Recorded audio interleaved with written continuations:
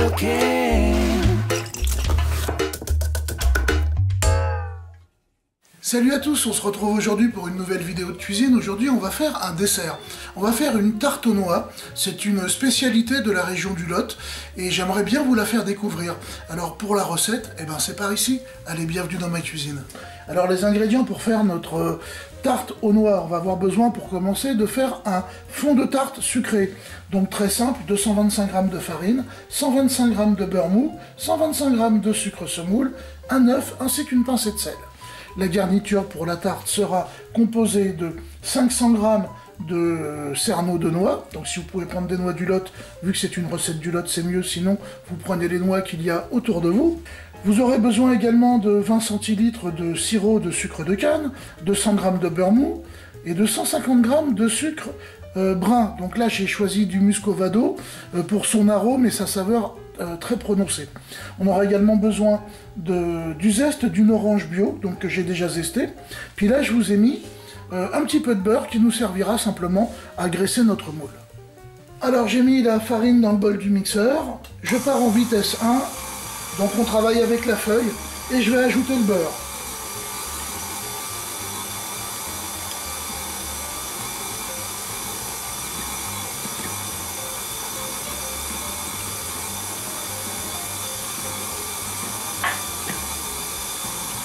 J'ajoute la pincée de sel, le sucre,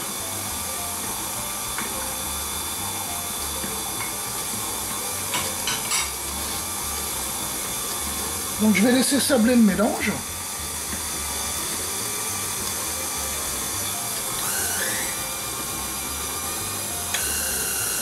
J'augmente un petit peu la vitesse, ça va chauffer le beurre qui va l'aider à s'incorporer. Donc là, on voit que le mélange commence à sabler. Je redescends et j'ajoute l'œuf.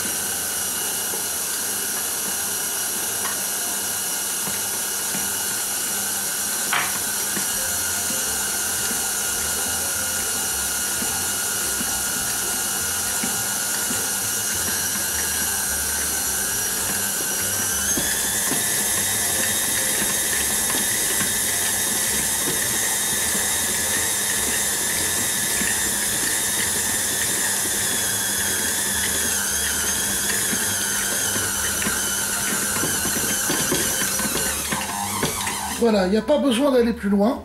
La pâte est amalgamée, on va la sortir. Allez, on va prendre tous les petits bouts de pâte, et puis on va bien fraiser sa pâte. Donc, s'assurer qu'elle est bien homogène. Alors l'idée, c'est pas de la pétrir, hein, parce que il n'y a pas de développement de gluten à chercher à obtenir ou quoi que ce soit, c'est juste qu'elle soit homogène. Voilà. Donc là, on le voit. C'est le cas. Hop, hop.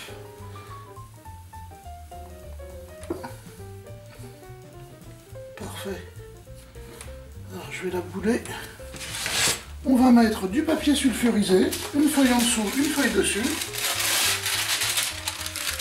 Hop, comme ceci. La pâte au milieu. On va mettre une autre feuille de papier sulfure par-dessus. On va écraser un peu avec la paume de la main. Et puis on va étaler notre disque de pâte. Donc à hauteur en gros de 2-3 mm maxi.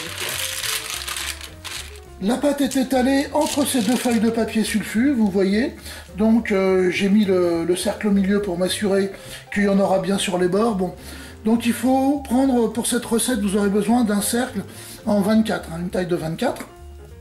Donc voilà, vous voyez à peu près ce que ça donne.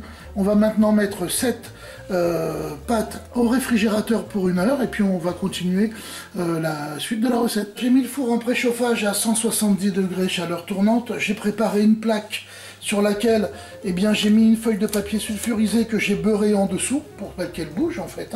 Je vais enlever la feuille de papier sulfurisé que je mets de côté. On va prendre la pâte.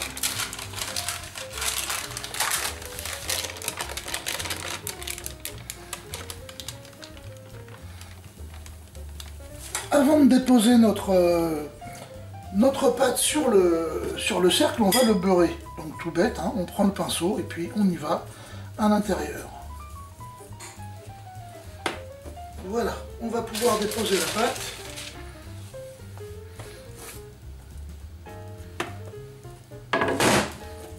Et on va pouvoir foncer notre moule. Alors, l'opération de fonçage est simple. Il suffit de rabattre la pâte à l'intérieur et de l'appliquer contre le bord avec son doigt.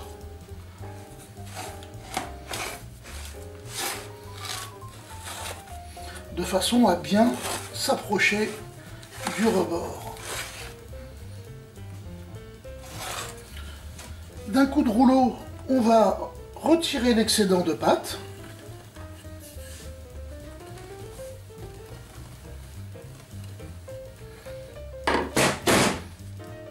Que l'on va pouvoir garder pour l'utiliser, eh bien pour faire une petite tartelette, c'est pas un problème. Donc on ne la jette pas. À l'aide d'une fourchette ou d'un petit appareil à piqueur, on va venir piquer le fond. Je vais redéposer au centre un papier sulfurisé.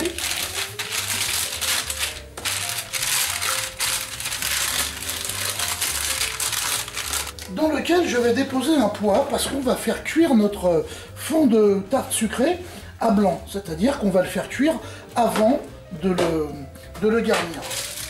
Donc moi j'ai des petites billes en céramique comme ceci, vous voyez, qui sont dédiées à cet effet. Hein, on trouve ça dans des magasins. Sinon vous mettez du gros sel, sinon vous mettez des haricots. Enfin vous avez compris le principe, vous mettez un pois. Voilà, on va partir pour 20 minutes en chaleur tournante et quand le fond sera cuit, on pourra le sortir et on continuera la recette. Pendant que le fond de tarte est en train de cuire, eh bien, on va préparer l'appareil pour le garnir. Alors vous l'avez vu, j'ai séparé nos 500 g de cerneaux de noix en deux, donc on en a 250 de chaque côté. Donc je vais prendre un petit peu, on va dire un quart du sirop de sucre de canne que je vais mettre avec les noix dans l'un des deux récipients. En fait, ces noix viendront sur le dessus de l'appareil. Donc on les mélange un petit peu, que tout le monde ait droit d'avoir un petit peu de sucre. Voilà. Et puis on va réserver cette partie-là. Les 250 g de noix qui nous restent, on les met dans le mixeur. J'y ajoute les 150 g de sucre muscovado, donc le sucre brun. J'y ajoute le zeste d'orange bio, ainsi que le reste du sucre de canne. Je termine en ajoutant le beurre, donc le beurre qui a été ramolli depuis le temps, et puis je vais mettre le tout à mixer. En fait, il faut que j'arrive à obtenir une pâte, quelque chose d'assez homogène.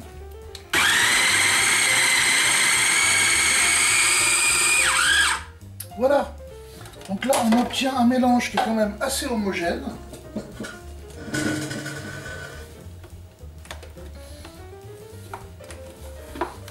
Vous voyez? Donc ça va venir garnir en fait notre fond de tarte. Allez, on le garde, on le réserve et puis on attend que la cuisson du fond soit terminée. J'ai sorti le fond du four, donc il est cuit. Allez, on va déposer l'appareil au fond. Et on va le badigeonner correctement. On va maintenant venir déposer l'autre moitié des noix que l'on avait conservées et mélangées à du sucre, à du sirop de sucre de canne.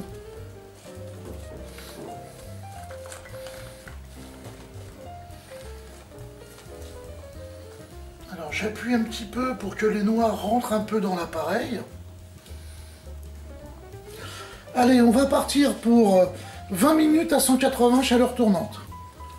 Voilà, 30 minutes de cuisson plus tard, notre tarte aux noix est terminée, je l'ai démoulée sans aucun problème et je suis en train de la laisser refroidir un petit peu avant de la déguster. Donc on va la manger tiède, ça va être impec. Donc pour ma part, il n'y a plus qu'à, alors à table. Cooking.